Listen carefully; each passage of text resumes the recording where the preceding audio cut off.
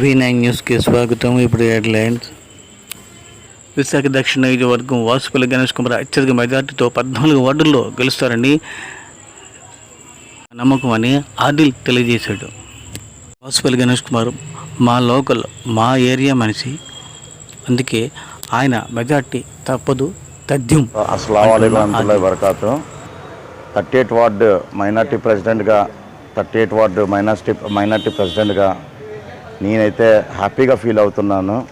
ఎందువల్లంటే ఇక్కడ మైనార్టీలు భారీ మెజార్టీ వాసుపల్లి గారికి కూడా, అలాగే స్టేట్లోని కూడా భారీ మెజార్టీ మన జగన్మోహన్ రెడ్డి గారు కూడా ఇస్తారని మేము పూర్తిగా హ్యాపీగా ఫీల్ అవుతున్నాం.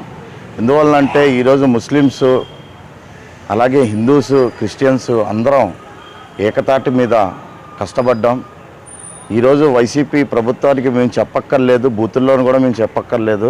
వాళ్ళు స్వచ్ఛందంగా 2 సంవత్సరాలు కరోనా వచ్చింది, 3 సంవత్సరాల్లో ఏమి పథకాలు అందుకున్నారనేది వాళ్ళే చెప్పి వాళ్ళే ఓట్లు వేసుకుంటున్నారు. ఇంకో విషయం ఏంటంటే పక్క పార్టీ వాళ్ళు ఓట్లు వేసిన దగ్గర కూడా ప్రచారం చేసుకున్నారు, కానీ వైసీపీ కూడా అది ప్రచారం కూడా అవసరం లేదమ్మా, మేము ఓటు మా స్వచ్ఛందంగా వేస్తాం, మాకు తెలుసు, మాకు అవసరం లేదు, మేము చెప్పగలం, మేము వేయగలం అని భరోసాల మీద వెళ్ళిపోయారు ఒక్కొక్కళ్ళు. రెండో విషయం ఏంటంటే వాసుపల్లి గారికి అత్యంత మెజార్టీతో మేము వస్తామని కూడా మేము అనుకుంటున్నాం.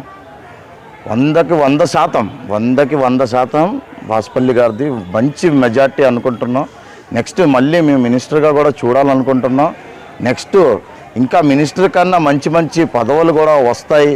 అలాగే కార్యకర్తలు అందరూ కూడా మంచి పదవుల్లోనే ఉంటారని ఇదొకటి మేము బాగా ఆలోచించాం. ఈసారి లాస్ట్ టైం కార్యకర్తలు అందరూ కొద్దిగా డిసప్పాయింట్ అయ్యారు, వాలంటీర్లు వచ్చారు, కార్యకర్తలకు పట్టించుకోలేదు. ఈసారి ఎలక్షన్లో కార్యకర్తలే దెబ్బెడతారు అనే ఒక మిస్అండర్స్టాండింగ్లో తెచ్చారు, కానీ ఈసారి కార్యకర్తలే బాగా కష్టపడ్డారు. వాలంటీర్ అనే వ్యక్తి ఎవరూ లేరు కూడా, మీరు స్వచ్ఛందంగా చూడొచ్చు, కార్యకర్తలే కష్టపడ్డారు. ఈ రోజుకి కూడా వాలంటీర్ వ్యవస్థ అక్కడ వరకే పనిచేసింది. ఎలక్షన్లోనైతే దగ్గరగా అన్ని బూతులు కానీ, అన్ని ఏరియాలను కానీ, అన్ని వార్డుల్లోనూ కానీ కార్యకర్తలే జెండాలు మోసారు.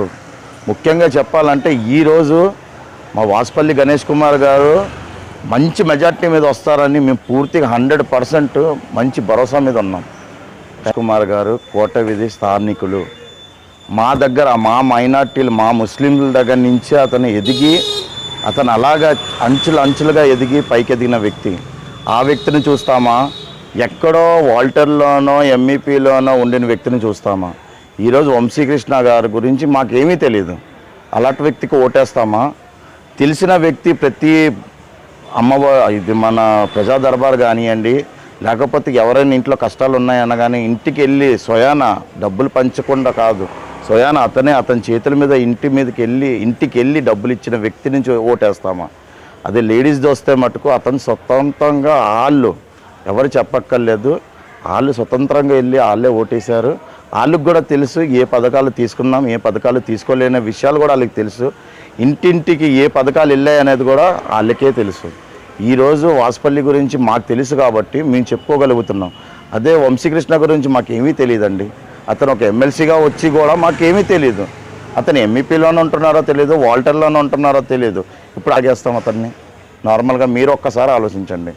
కాబట్టి మనకి తెలిసిన ముఖాన్ని మనం గెలిపించుకున్నా, ఓట్లు కూడా తెలిసిన ముఖాలకే వేస్తారని పబ్లిక్ నా ఒపీనియన్. ఫుల్ ఒపీనియన్గా నేను ఫుల్ కాన్ఫిడెన్స్లోనే నేను మార్నింగ్ 38, 39 2 బూతుల్లోనూ కూడా మార్నింగ్ నా బూత్ నేను వదిలేసి వేరే బూత్లోనూ కూడా నేను సర్వేకి వెళ్ళాను. సర్వే కాకపోతే చూడ్డానికి వెళ్ళాను. పబ్లిక్ ఎలాగున్నా 100% కన్ఫామ్గా చెప్పగలుగుతున్నాను వాసుపల్లి గారిది మెజార్టీ మీద గెలుస్తారని మేము అనుకుంటున్నాం.